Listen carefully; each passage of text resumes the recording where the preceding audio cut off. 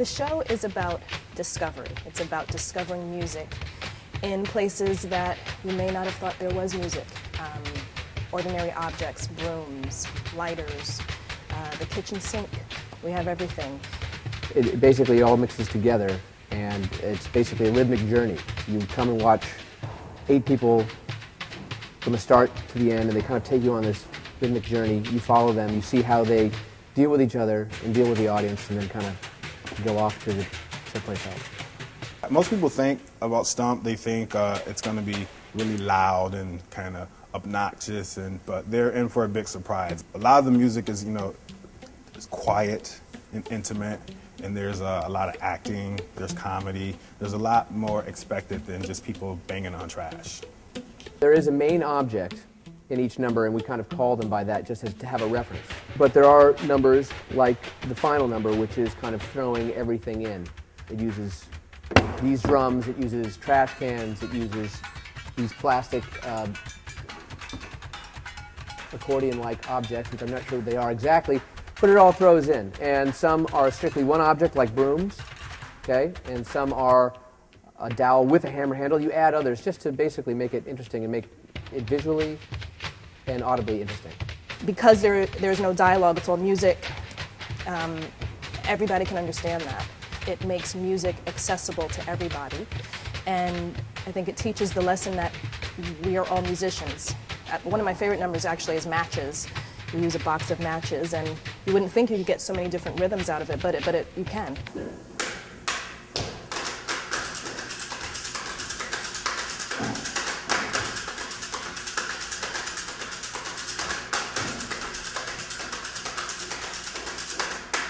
Some numbers are hugely visceral, loud, and then some numbers are very subtle and soft.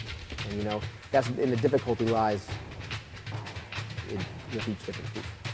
Well, it's a physically demanding show, so I think in order for the music to come through you freely, the body has to be stretched out and warmed up, and so as best as I can, I try to do that every day before the show. Sometimes I'm successful, sometimes I'm not, but that's my goal at least. I work out, and the show is very physical. It takes a lot out of the body. It's hard on our knees, banging ourselves onto the stage, wearing boots, and hitting each other with sticks and stuff. It's very tough on the body. You prepare like a professional athlete. You have to keep yourself stretched, in condition, warmed up, focused mentally, focused physically.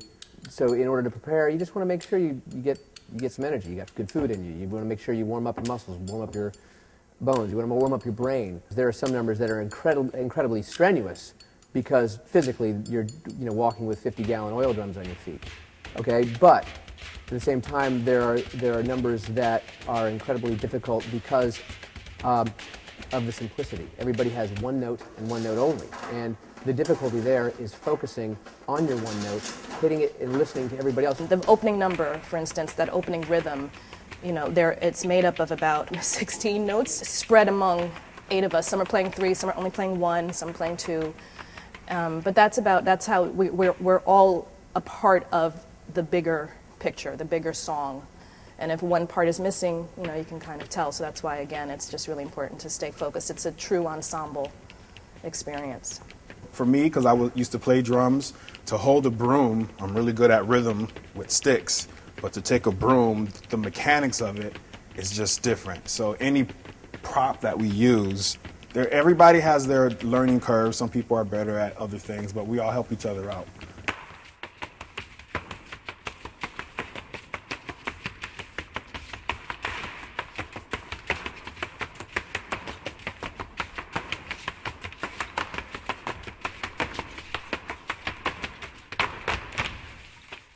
What's great about this show is that the cast switches. We all play different roles, so from night to night you may not have the same lineup. So that's why it's really important to rehearse before each show to make sure everybody's on the same page. Some people may like to do something a little bit differently, so you just want to make sure that everybody's okay and safe. And the evolution of the show is I think, really interesting because it started with a group of 8. Actually 9, including one of the directors from Britain. In the late 80s, early 90s, it had a very English industrial feel to it, very blue collar, very industrial. Like basically, if you look at the instruments, they've been smart enough to, as they hire new people, they don't expect them to imitate what they were.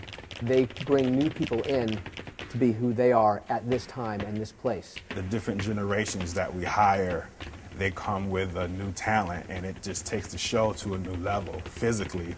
Whatever talent we bring in, the generations get better and better, and it just makes the show get better. That's why I think we're still here. There are definitely places you need to be and rhythms you need to hit and exact spots you need to be, or else you're going to get a broom upside the head and get injured. And the music needs to be very tight. But there are many places where you are encouraged to improvise. If you have a solo, if you get tired of it, they encourage you to change it, do something, keep the show fresh. Maybe every 2 or 3 years, either an existing number will change or a brand new number will come in and a number will be taken out.